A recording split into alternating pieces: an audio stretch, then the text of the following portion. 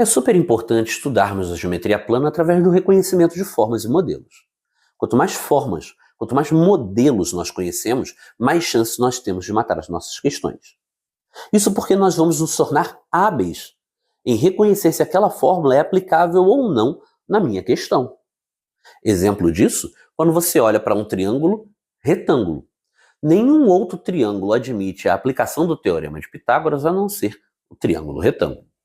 Se você quer calcular a altura do triângulo através da fórmula L raiz de 3 sobre 2, você pode, desde que você reconheça que está trabalhando com um triângulo equilátero. Isto posto, eu apresento para vocês um outro modelo. Nós vamos definir essa fórmula que está no quadro, desde já desenhada para você. Esse modelo é o de um trapézio necessariamente retângulo. Eu desenhei as suas duas diagonais e quero, a partir do ponto de encontro dessas duas diagonais, dizer a distância x em relação à altura desse trapézio em função de A e de B. E depois que eu te mostrar como que essa fórmula é calculada, eu vou mostrar que ela caiu em dois concursos importantíssimos. Um é a prova da Escola Naval e outro é a prova do Enem. E aí eu vou te convidar para me dizer se qualquer semelhança entre as duas questões é mera coincidência ou não.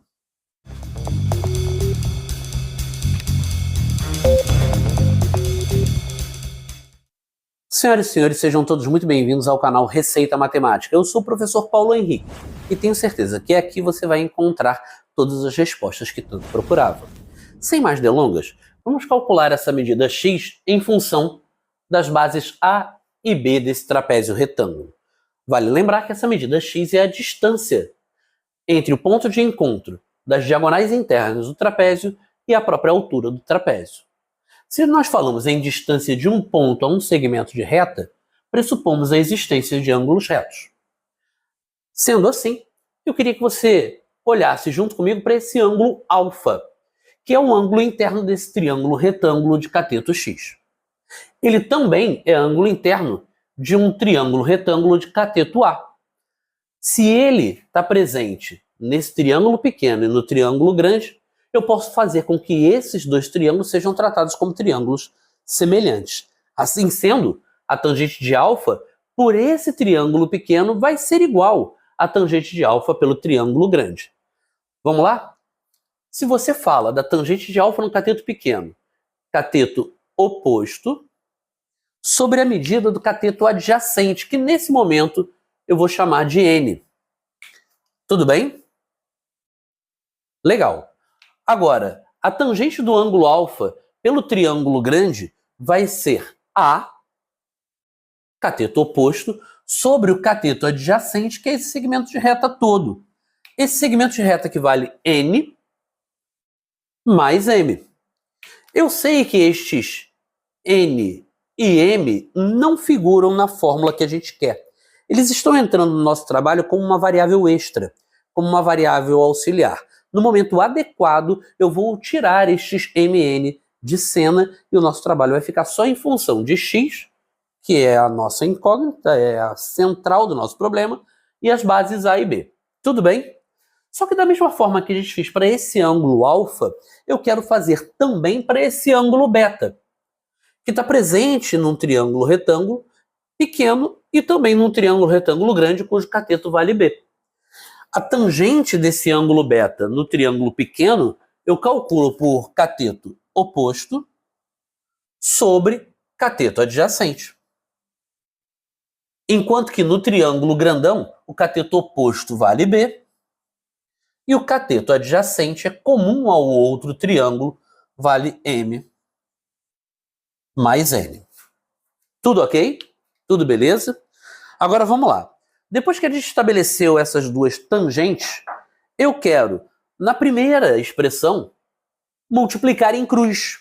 Nós vamos chegar a um certo x vezes m mais n igual a A vezes n. E na expressão de baixo eu vou multiplicar em cruz também. Nós vamos ficar com x que multiplica m mais n, que é a mesma expressão de cima, igual a B vezes M. A vantagem de ter dado a mesma expressão em cima e embaixo é que eu posso igualar essas duas sentenças nesse nosso terceiro momento. Vamos fazer isso juntos? Entenda. A vezes N é igual a B vezes M. Paulo, que você pode igualar, eu entendi. Mas qual é o propósito? Qual é a finalidade? Eu te explico. Você tinha M e N como variáveis auxiliares. Elas estavam entrando no seu problema só para dar uma ajudinha na construção que a gente estava fazendo. Se eu aqui isolo o N descrevendo-o como B vezes M sobre A, eu posso, nessa expressão laranjinha, por exemplo, onde você vê escrito N, eu tiro e coloco essa expressão em função de B, M e A. Vamos fazer isso juntos. Nessa expressão laranjinha, nós vamos ter x que multiplica M mais. Essa substituição eu vou fazer em destaque vermelho, tá bem? B vezes M sobre A. Fecho parênteses, isso tudo vai ser igual a A vezes, mais uma vez, se eu tenho N escrito, eu tiro e boto a expressão que a gente encontrou. B vezes M sobre A. Veja, por favor, a primeira vantagem de termos feito isso. Nós temos A em cima e A embaixo, nós podemos cancelar. Na expressão que você vê, eu vou calcular o MMC dentro dos parênteses. Aí eu vou ficar com A vezes M mais B vezes M. Tudo isso sobre A, é claro. Isso vai ser igual a B vezes M. M é uma letrinha que está presente nos dois termos. Eu consigo colocar este M em evidência. Veja. Tudo isso vai ser igual a B vezes M. E aí chega o momento que a gente tanto esperava de fazer com que as variáveis extras, as variáveis auxiliares, pudessem sumir do mapa. Porque agora eu fico só com x, A e B na minha expressão. Legal. Esse A que está dividindo vai passar para o outro lado multiplicando. E o A mais B que está multiplicando passa para o outro lado dividindo. Assim você vai ficar com A vezes B sobre A mais B. Entenda agora que essa expressão bem simples resolve esse problema. Qual o problema? Quando você estiver olhando para um trapézio necessariamente retângulo, você tem condições de calcular a distância do ponto de encontro das suas diagonais internas à altura desse trapézio. Isso em função das bases maior e menor. É com essa fórmula que eu vou resolver as duas questões prometidas, uma da Escola Naval, vamos fazer da Escola Naval primeiro, e outra do Enem. E aí você vai comparar.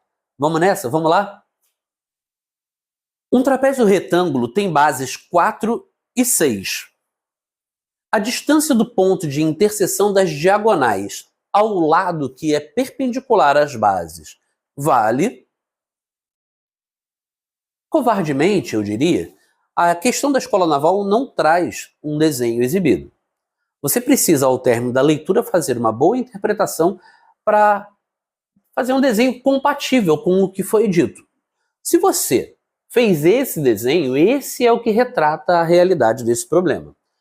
Só que dessa vez, ele está me oferecendo os valores tanto de A quanto de B. E se eu tenho condições de dizer a medida x, isso é graças à fórmula que a gente acabou de estabelecer. Então, essa medida x que você está vendo vai ser calculada por A vezes B sobre A mais B. Isso tudo vai ser igual a 24 dividido por 10. Esse valor de x vai ser igual a 2,4. 2,4 é uma resposta que você vai perceber que está presente na letra C. Tudo ok? Então, de posse da fórmula adequada, nós conseguimos fazer com que essa questão fosse resolvida em tempo recorde. Agora, o que nos motivaria a lembrar dessa fórmula, usar essa fórmula e não outra? Eu sou um defensor ferrenho de que a gente tem que prestar atenção nas aulas em que essas demonstrações são feitas, porque são os argumentos ali usados pelo seu professor que você também vai poder usar como fonte de inspiração para outros exercícios. Vai ter até condições de, diante de uma questão como essa, falar: e eu já vi isso, eu consigo dizer a fórmula direta e fazer a questão em menos de 1 minuto. Agora vamos para a questão do Enem e você vai ver o quão parecida essa questão da prova da Escola Naval é com a questão do Enem. Vamos nessa? O dono de um sítio pretende colocar uma haste de sustentação para melhor firmar 2 postes de comprimentos iguais a 4 metros e 6 metros. A figura representa a situação real na qual os postes são descritos pelos segmentos AC e BD. E a haste é representada pelo segmento EF, todos perpendiculares ao solo, que é indicado pelo segmento de reta AB. Os segmentos AD e BC representam cabos de aço que serão instalados. Qual deve ser o valor do comprimento da haste EF? Um ponto negativo que grande parte das questões do Enem trazem: ter um enunciado muito grande, mas por favor não tema. Os enunciados das questões de geometria, se acontecerem grandes desse jeito, vão acontecer só para te explicar tudo o que está acontecendo no desenho. Ah, Paulo, mas o desenho já não basta? Não, ele precisa se certificar de que você tem uma boa leitura da língua portuguesa e da geometria e fazer uma conexão entre elas. Beleza? Para resolvermos essa questão, nós vamos usar a mesma fórmula de calcular a distância entre o ponto de encontro das diagonais do trapézio até a altura desse trapézio em função das bases. Mas, Paulo, eu não estou vendo o trapézio. Eu sei, mas isso é o que não te custa. Ninguém vai mandar você fazer isso na hora da prova. Se você não desenhar, talvez fique mais difícil.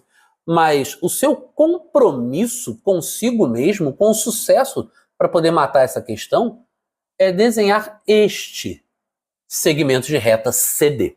Porque agora você tem o trapézio. Lembra no iniciozinho dessa aula, bem no preâmbulo, antes da vinheta, que nós falamos o quão importante é lidarmos com formas, com modelos? Tá aqui. Um modelo como esse do trapézio, ele estava presente na questão do Enem, mas muito sutilmente percebido. Só perceberia na íntegra quando você fizesse isso. E o segmento de reta EF é justamente o segmento de reta que coincide com o X da nossa questão. Ou seja, eu resolveria essa questão da prova do Enem em tempo recorde, tanto quanto na prova da Escola Naval. Apesar de vir com um enunciado mega extenso, eu tenho rigorosamente a mesma figura, eu tenho rigorosamente o mesmo problema. Ele não se tocou nem de mudar os valores, nem de mudar a alternativa onde ele colocaria a resposta certa. Agora me diz, você acha mesmo que foi mera coincidência? Ou quem montou a prova do Enem desse ano? Bom, pelo menos quem montou essa questão. Vale lembrar, isso aqui é a prova do Enem de 2013.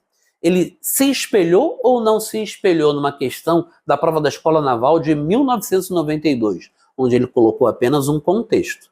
Se isso é verdade ou não, eu não sei. Mas se é muita coincidência, alternativas, valores das bases sendo iguais, cara, é coincidência demais para não ter sido justamente esse o motivo. Se você gostou de conhecer essa fórmula e quer conhecer outras, eu te ofereço uma playlist incrível que está sendo construída com todo carinho, com fórmulas que não são tão usuais assim. Suas demonstrações e suas aplicações. Além, é claro, de um vídeo que vai fazer com que você desperte maior interesse sobre essa matéria. Senhoras e senhores, foi um prazer inenarrável estar na sua presença. Um beijo grande e até a próxima.